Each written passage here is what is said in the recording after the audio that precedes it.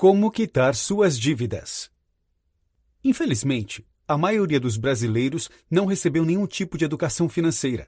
É justamente para preencher essa lacuna que nós, do 12 Minutos, estamos trazendo até você como quitar suas dívidas. Neste microbook, você irá aprender, por meio de uma linguagem franca e direta, como reestruturar sua vida financeira, se livrar das dívidas e abrir o caminho para a realização dos seus sonhos. Afinal, você merece. Boa leitura! Caindo na real, eu tenho dívidas.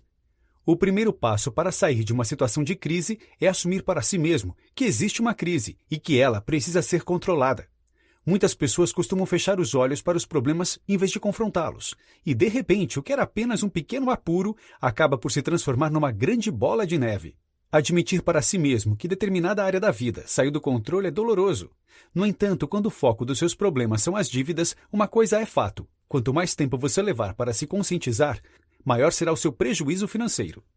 Portanto, se você tem prestações atrasadas, utiliza o cheque especial como se fosse seu dinheiro, ou costuma se apoiar em empréstimos como um plano B, você tem dívidas e, o que é pior, criou para si um círculo vicioso de péssimos hábitos que precisam ser combatidos urgentemente.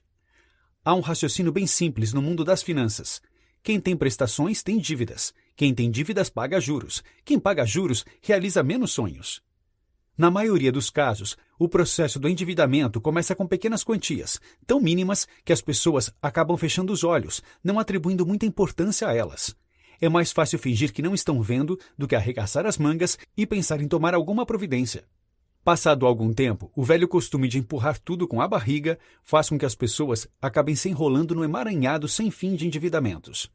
Quando se dão conta de que a situação está crítica, ainda assim, muitas vezes, deixam para amanhã o que podem fazer hoje, conforme dito o provérbio popular. O que acontece depois é que esse amanhã nunca chega e nenhuma providência é tomada. O tempo vai passando e a situação vai se tornando cada vez mais crítica, até o dia em que o endividado olha em volta, bota a mão na cabeça e se pergunta: meu Deus, a que ponto cheguei? A partir daí, a crise já está instalada e numa gravidade difícil de ser revertida. O sujeito perde a casa, o carro e já não tem mais controle nenhum sobre a sua vida financeira.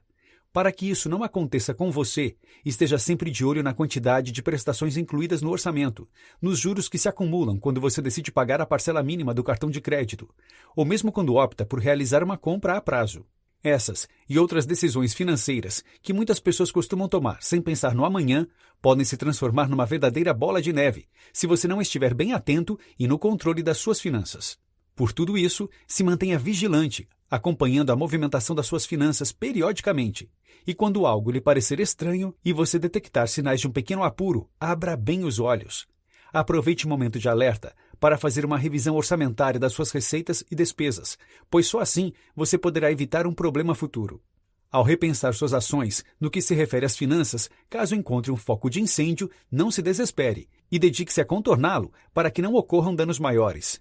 E se o fogo já tiver se alastrado, não hesite em pedir ajuda. Acione todos os auxílios possíveis e não tenha vergonha em admitir que a coisa saiu do controle. Os mais fortes são aqueles que possuem a humildade de entender que não podem dar conta de tudo e que de vez em quando é preciso pedir ajuda. Repense o seu orçamento mensal. Para quem tem dívidas, uma atitude primordial é rever o orçamento mensal. Se você está endividado e continua mantendo os mesmos gastos que vinha fazendo, não terá condições de reservar uma parte da sua renda para a negociação da quitação de seus débitos com os credores. Seguindo a ideia de que sair das dívidas é o seu sonho prioritário neste momento, um montante dos seus ganhos deverá ser destinado a uma poupança. Dessa forma, você estará investindo numa nova maneira de organizar o seu orçamento. Nela, a transferência de parte dos seus rendimentos será a primeira coisa a fazer assim que o dinheiro cair na sua conta. Com o restante dos valores, você quitará suas despesas corriqueiras. Você deve estar pensando que, desse jeito, ficará impossível adequar receitas e despesas. No começo, essa readaptação será difícil, porém, com o passar dos meses, você verá que o método funciona. Para que isso aconteça, você terá que se esforçar para colocar a sua vida financeira em dia. Será preciso apertar os cintos e abrir mão de pequenos prazeres dos quais você, porventura, vinha usufruindo em excesso. E não pense que não há mais o que cortar das suas despesas, pois as gordurinhas de custos estão sempre lá, seja no valor da assinatura da TV a cabo ou nas guloseimas extras que acabam escorregando para dentro do carrinho no supermercado. Portanto, reavalie o seu orçamento, Corte das despesas mensais, tudo que for supérfluo e principalmente inclua nele o valor total que irá poupar, a fim de quitar suas dívidas. É fundamental que você assuma o controle do orçamento, com base no qual terá que viver pelo tempo necessário para equilibrar a sua saúde financeira. Procure seus credores e tente negociar um acordo para que o montante das dívidas possa ser parcelado. Mas lembre-se, proponha acordos financeiros pensando em números que caibam no seu bolso. Caso seu credor não aceite um acordo que seja bom para você, recuse a proposta e opte por outra estratégia, poupar. Nessa escolha, a sua disciplina terá que ser grande, e acredite, você pode. Todo mês, você deverá depositar na poupança o valor que havia considerado para o parcelamento da dívida, que é, na verdade, a reserva que se comprometerá a separar para a realização desse sonho. Após o tempo transcorrido, com uma boa quantia acumulada, você poderá procurar novamente o credor. Ele estará muito mais receptivo ao seu contato, e você terá melhores condições de negociação, tendo dinheiro à vista para saldar o seu débito. Nesse meio tempo, pode ser que você seja contatado por empresas de recuperação de crédito, que possuem uma margem grande para fechar acordos de quitação de dívidas com valores bem mais acessíveis. Por enquanto, concentre-se na reestruturação do seu orçamento mensal e inclua nele a retirada dos valores para a concretização dos seus sonhos. Com paciência e disciplina, você alcançará não somente a saída do endividamento, como também a chance de realizar uma série de outros desejos, sem abalar o equilíbrio da sua saúde financeira. As ciladas do cartão de crédito e da compra parcelada.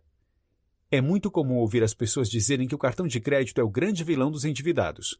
Entretanto, tudo depende da mão que está segurando o cartão de crédito. Ou seja, tudo depende de você. O cartão de crédito é um meio de compra. A forma como você irá utilizá-lo é que vai determinar se essa será uma via benéfica ou maléfica. Ou seja, os elementos determinantes são comportamento, hábitos e educação financeira. A responsabilidade pelo consumo e pelo endividamento desenfreados é somente sua. Portanto, pense muito bem antes de optar por essa forma de pagamento. Uma das grandes ciladas do cartão de crédito é o valor determinado como limite. Para aqueles que não se controlam, é fundamental que o limite de crédito seja equivalente a no máximo 30% de sua renda líquida. Parece pouco? Pode ser, mas tenha certeza de que mantendo-se dentro desse limite, será muito mais difícil que seu cartão de crédito o leve ao endividamento. Por medida de segurança, verifique desde já os valores dos limites de seus cartões de crédito e, caso estejam acima desse percentual estipulado como financeiramente saudável, procure a administradora e solicite uma redução no limite. Mesmo que eles argumentem em posição contrária, seja firme e exija alteração. Você, como cliente, tem esse direito. Não permita que o limite ilusório do cartão de crédito programe seu cérebro de forma equivocada, levando-o a incorporar esse valor como um dinheiro seu, pois não é. Outra coisa com a qual se deve ter muito cuidado é a compra parcelada. Não se engane com o valor das prestações, pois você está adquirindo o valor total e não uma pequena quantia mensal. Muitas pessoas se perdem nesse raciocínio. Por exemplo, ao adquirir um celular que custa R$1.000 em 10 vezes, elas acabam imaginando que estão se comprometendo a arcar com R$100 por mês, valor que não assusta, mas que, no entanto, não corresponde ao valor real da compra. Para evitar erros desse tipo, é importante lembrar que você está se comprometendo a pagar um produto no valor de R$1.000. Essa é a quantia real, que pode assustar sim, e muito, dependendo das suas condições financeiras. Portanto, não jogue a dívida para o universo. Hoje você sabe se tem ou não R$1.000 para comprar um celular. No entanto, daqui a 10 meses, você não pode prever que rumo a sua vida irá tomar. Sendo assim, não se comprometa com algo que possa, lá na frente, se transformar num problema. Dê um passo de cada vez, conforme o tamanho das suas pernas. Muitas pessoas que, por terem um alto limite de crédito e certa compulsão às compras, acabam não conseguindo, no final do mês, quitar o valor total de suas faturas. Sem saber como resolver a situação, elas acabam optando por pagar um valor menor e, muitas vezes, até o mínimo permitido. E aí é que está a grande cilada. Sentindo-se mais confortáveis com a segurança de saber que poderão sempre pagar um valor menor do que o valor real, essas pessoas passam a alimentar esse hábito nada saudável, que termina por conduzi-las para a areia movediça dos juros sobre juros. Contentes por pagar a fatura sempre na data correta, elas adotam o valor mínimo como um valor real, o que não pode jamais acontecer. Essa é a forma mais fácil de se enganar.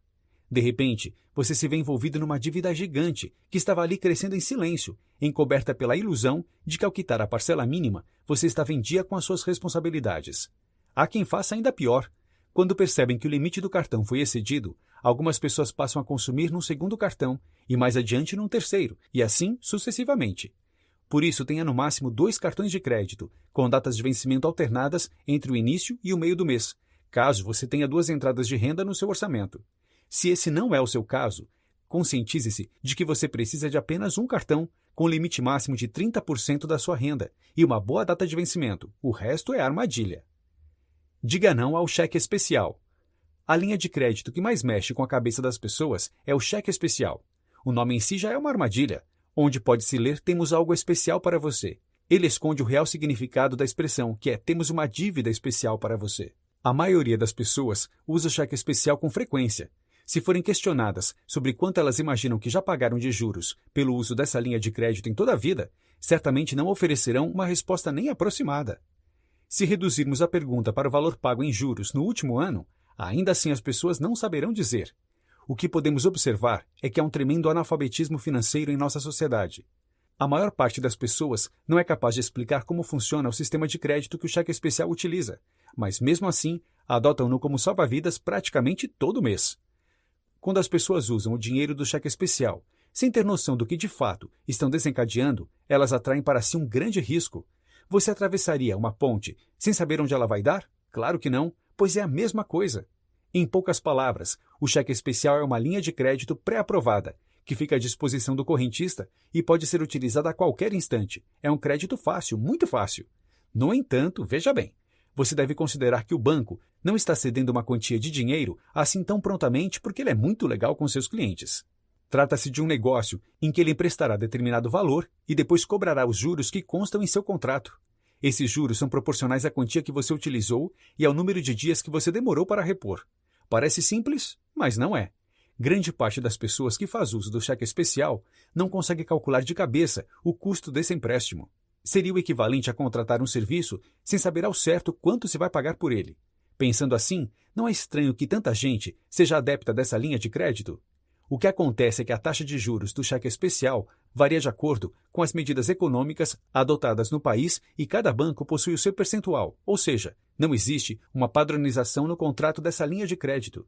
O cheque especial é um empréstimo muito fácil de tomar, porém extremamente complicado de calcular.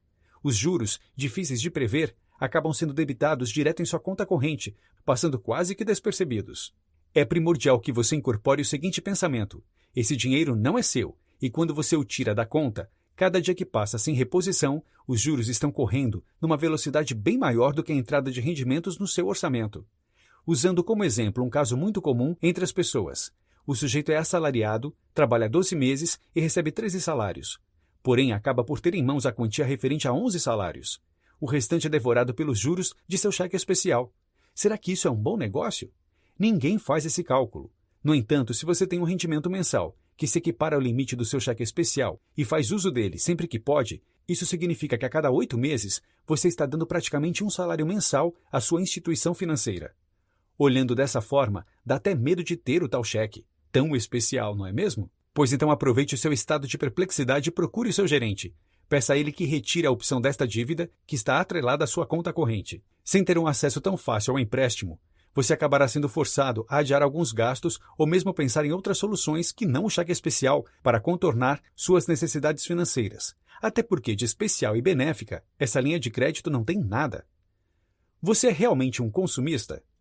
Uma das principais causas do endividamento é a compulsão pela compra. Assim como a gula é condenada por não fazer bem à saúde, o consumismo desenfreado também deveria ser combatido, visto que é tão prejudicial quanto a disfunção alimentar, ou até mais. A maior parte das pessoas, bombardeadas constantemente pela publicidade voltada aos apelos de compra, acaba consumindo tudo o que vê pela frente. No entanto, quem muito compra, muito deve. Tem gente que argumenta, mas compras não são necessariamente dívidas. Se aprofundarmos um pouco essa discussão, é possível analisarmos que toda compra já vem com juros embutidos no parcelamento. E mais, se você não tiver dívida sem valor para quitar mensalmente, terá muito mais dinheiro para investir numa dívida de valor, apostando na ampliação do seu patrimônio ou da sua capacitação profissional, entre outras possibilidades nesse sentido. Muitas pessoas atrasam a prestação do apartamento ou a mensalidade da faculdade, porém são sempre vistas com roupas e sapatos novos, da grife do momento, ou bancam jantares em restaurantes de luxo, queimando assim os recursos financeiros que poderiam estar sendo destinados às faturas de suas dívidas de valor. A febre de consumo é a coqueluche da sociedade atual, e se você não estiver imune a ela, poderá ser a próxima vítima do endividamento, se já não o é. Existem casos alarmantes, como aqueles em que o sujeito se vê obrigado a devolver o carro, cujas prestações não consegue mais bancar. Ou pior, tem que penhorar seus bens como garantia de que irá honrar com compromissos financeiros que estão muito acima de suas condições reais. Se você está passando por uma circunstância parecida, puxe o freio de mão e dê uma pausa na sua vida. Reveja seu comportamento, olhe-se no espelho e encare a realidade. Talvez você tenha passado de consumidor a consumista, sem perceber. Isso esteja levando a sua vida financeira para um buraco, do qual você não consegue sair. Para auxiliar no controle da compulsão ao consumo, tente, antes de realizar uma compra, se fazer as seguintes perguntas. Eu realmente preciso desse produto? Que benefício ele vai trazer para a minha vida? Se eu não comprar isso hoje, o que acontecerá? Estou comprando por necessidade real ou movido por sentimentos, como carência ou baixa autoestima? Estou comprando por mim ou influenciado por outra pessoa? Eu já queria isso há algum tempo, ou, de repente, ao ver uma propaganda tentadora, resolvi que precisava realizar essa compra. Exercendo essa reflexão positiva, você já pensará 2 vezes antes de ceder ao impulso de comprar. Se ainda assim você se mantiver firme no propósito de realizar a aquisição do produto em questão, considere ainda mais outras questões importantes antes de efetivar a compra. De quanto eu disponho de verdade para gastar com algo este mês? Tenho dinheiro suficiente para comprar à vista? Precisarei comprar a prazo e pagar juros? Terei com certeza absoluta o valor para pagar as parcelas subsequentes? Preciso do modelo mais sofisticado e da marca mais cara, ou um produto similar, mais básico, atenderia perfeitamente à minha necessidade? Com essas questões em mente, tente readequar a sua compra, estudando o melhor custo-benefício e fazendo o possível para quitá-la à vista, não protelando nenhuma responsabilidade para seus rendimentos futuros. Mantenha os pés no chão e esteja atento para que o ato de consumir seja algo pensado e não uma atitude tomada num impulso, que é o que acontece na maioria das vezes com propagandas de encher os olhos. Notas finais. Para que você possa colocar em prática as estratégias com as quais pretende sair das dívidas, bem como promover uma reestruturação nos seus hábitos financeiros, é preciso reunir a família e apresentar os problemas para que todos possam participar do processo de retomada da sua saúde financeira. Muitas vezes, dentro de casa, os outros integrantes não colaboram com o aperto financeiro que você está propondo, e em alguns casos o motivo é a falta de comunicação. Portanto, reúna todos os seus familiares, num ambiente agradável, com um lanche à disposição, e proponha o compartilhamento de ideias e experiências. As crianças também podem ser incluídas na ocasião. Quando as pessoas trabalham em grupo, são várias cabeças pensando e muitas mãos para executar as estratégias. Ou seja, qualquer plano fica muito mais fácil e todo objetivo se torna mais próximo de ser alcançado.